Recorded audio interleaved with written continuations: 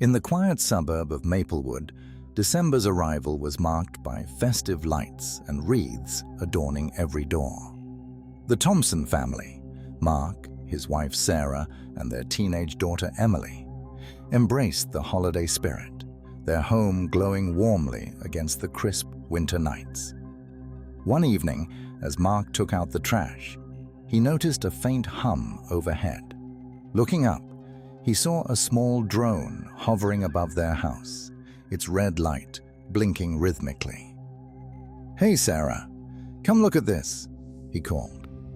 Sarah joined him, squinting at the drone. "Probably one of those kids with a new toy. It'll get bored and move on." But the drone didn't move on. Night after night, it returned, joined by others, each stationing itself above a different house on the block. The neighbors exchanged uneasy glances, but dismissed the drones as harmless pranks. Then, on December 10th, Mrs. Jenkins from across the street vanished. Her car remained in the driveway, her purse on the kitchen counter, but she was nowhere to be found. The neighborhood buzzed with concern, but no one connected her disappearance to the drones. The following morning, a package lay on the Thompsons' doorstep. Inside was a USB drive labeled "Watch Yourself." Curious, Mark plugged it into his computer. A video file opened, displaying grainy footage of their living room at night. The camera panned to Emily's bedroom, showing her asleep, unaware of the silent observer.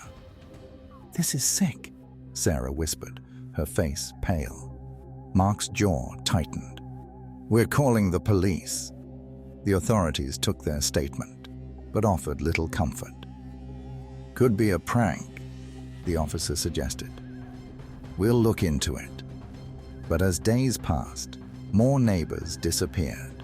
Mr. Lee, the Millers, young Tommy from down the block.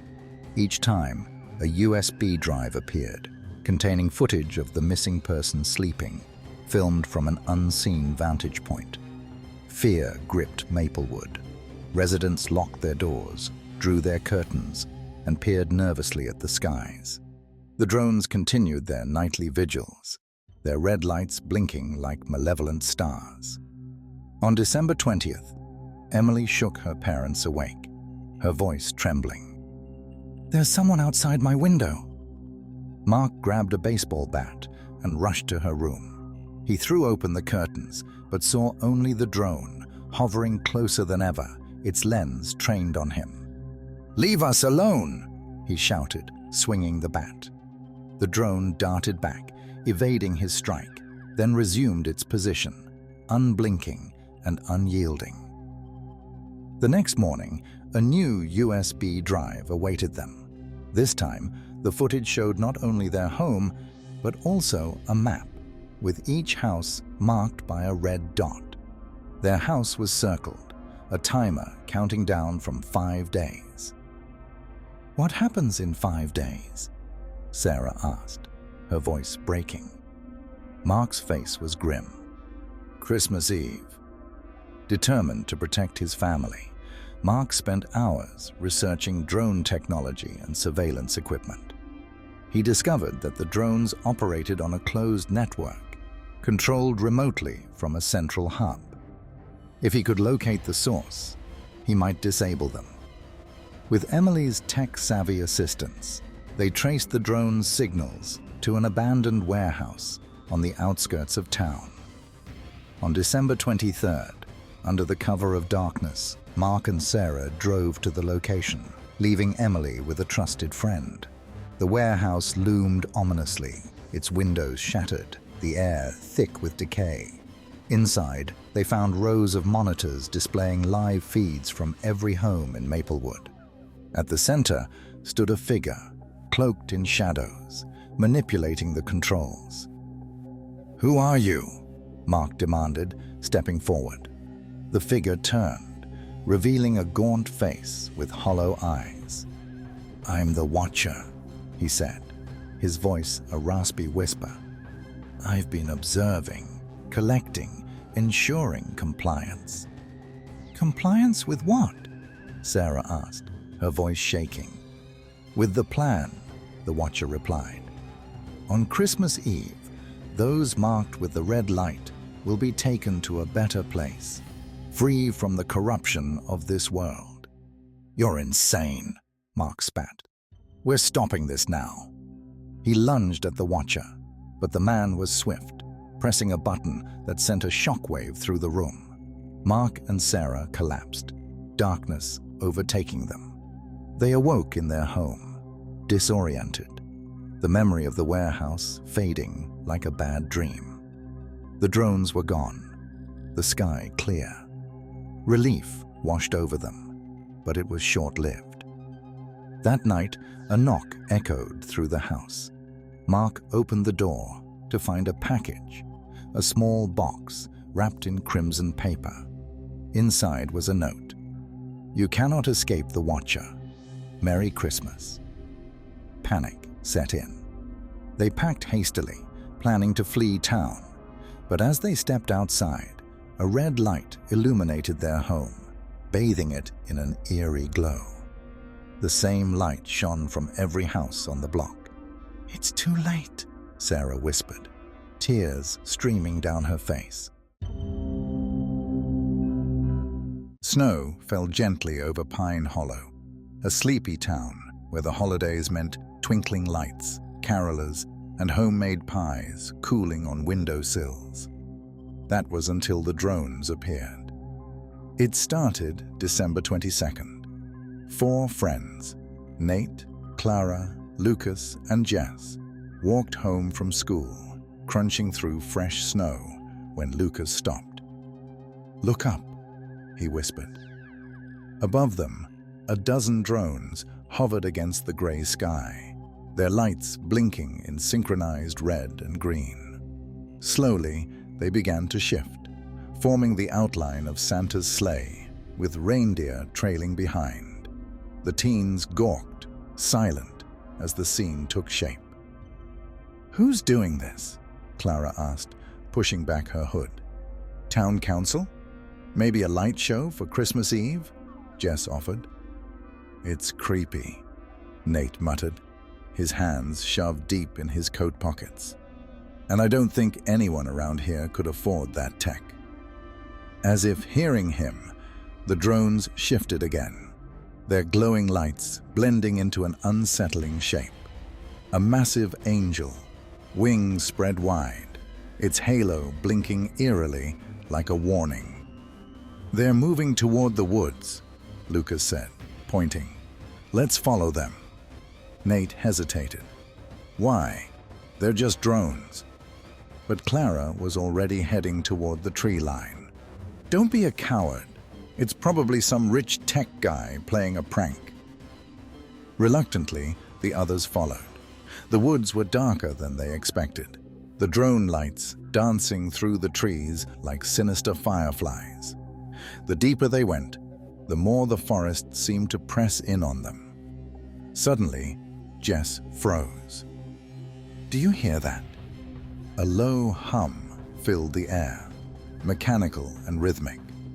Following the sound, they reached a clearing where a massive structure loomed, a squat, windowless building made of matte black metal.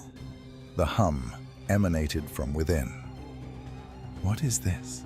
Clara whispered. Lucas crouched, examining a panel near the door. Looks military, but why would it be here? Jess stepped back, eyes wide. Guys, look. Drones.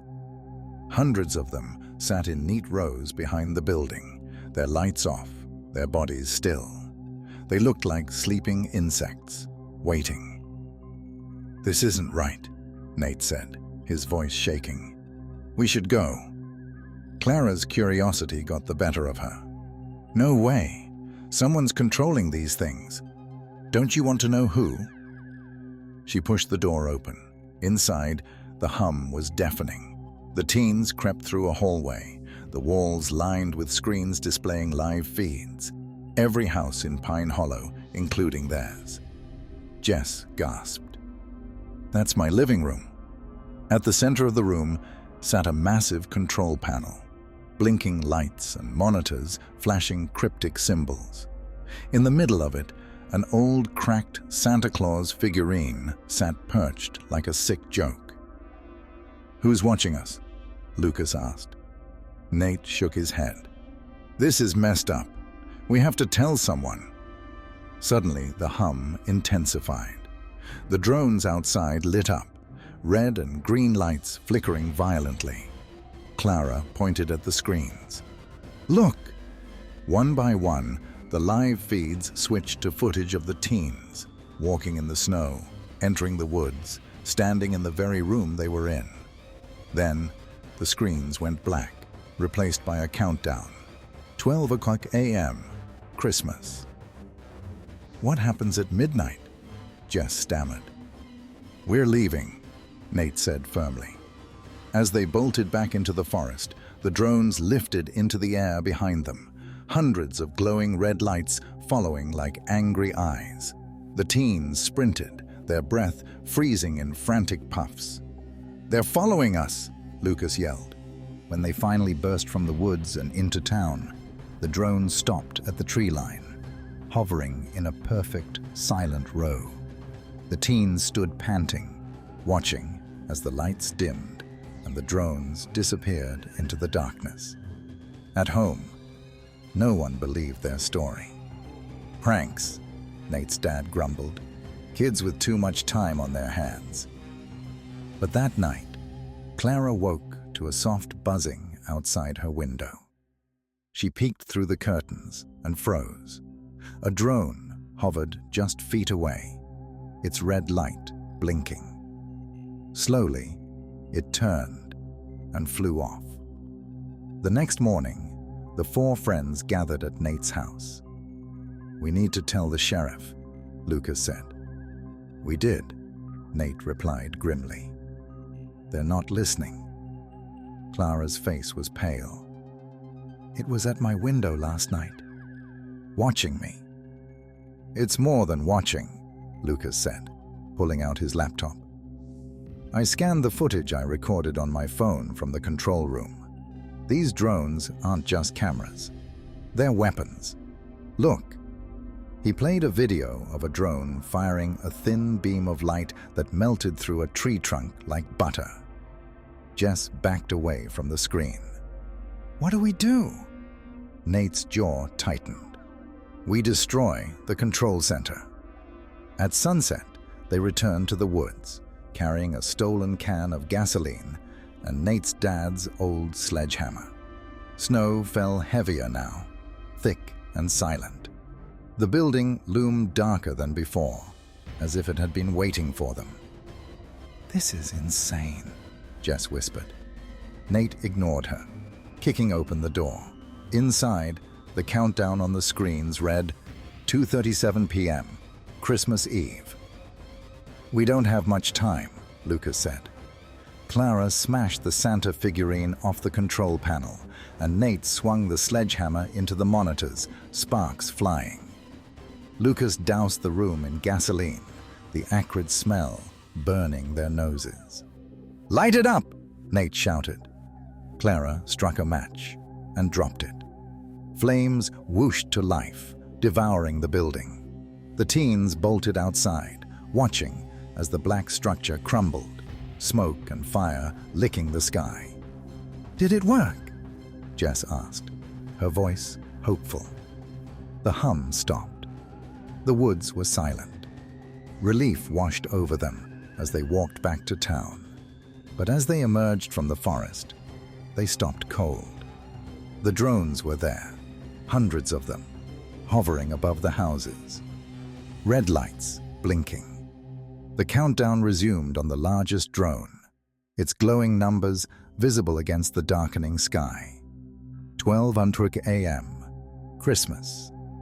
The teens watched helplessly as the drones moved into formation, a massive red sleigh with glowing reindeer, stretching across the entire town. The lead drone turned toward them, its light blinking faster. "We didn't stop it," Clara whispered. Nate's voice broke. We made it angry. As the final seconds ticked away, the drone's lights flared brilliantly, illuminating every house in Pine Hollow.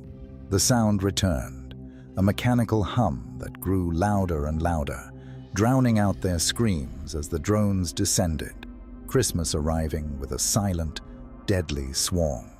And as the darkness fades, remember, the real chills linger long after the story's end. Until next time, brave souls.